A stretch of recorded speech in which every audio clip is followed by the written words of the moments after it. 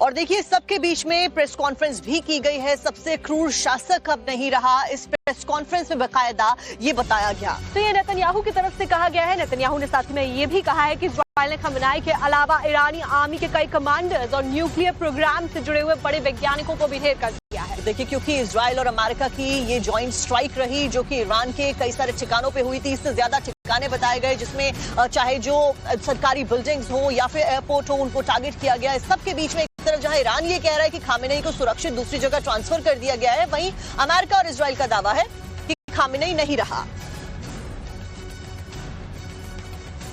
को लेकर कई बड़े दावे इजराइल के बड़े अधिकारियों की तरफ से किए जा रहे हैं और ये बात कही जा रही है कि शव भी मिल चुका है। तो देखिए, ये बात तो फिलहाल पुष्टि के साथ में कह दी गई है कि खामेनेई का जो शव है वो धमाके में मारे जाने के बाद में बरामद कर लिया गया है। यानी कि जो डोनाल्ड ट्रंप और साथ साथ में बेंजामिन नेतन्याहू कह रहे हैं, उस बात में फिलहाल सच्चाई भी नजर आ रही है। हालांकि ये दावे किए जा रहे हैं अमेरिका और इजराइल की तरफ से, लेकिन ईरान लगातार इस बात को जानकारी साझा करते हुए कह रहा है कि खामेनेई सुरक्षित है, उन्हें सुरक्षित ठिकाने पर ले जाया गया है।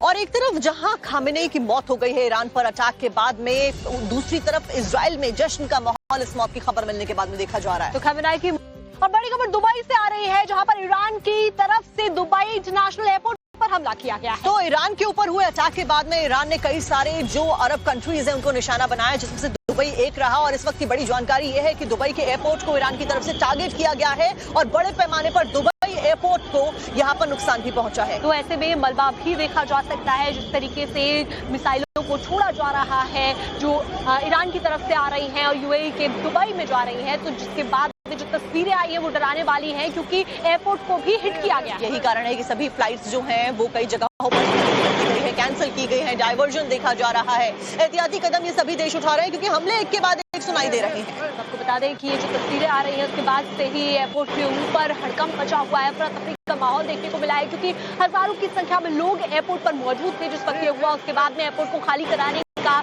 जो काम है वो भी शुरू कर दिया गया। और चलिए, इसी के साथ देश दुनिया की खबरों का सिलसिला कर्तव्य पथ से हमारे साथ में लगातार जारी है। फिलहाल वक्त हो गया 7 बजे की 70 खबरें।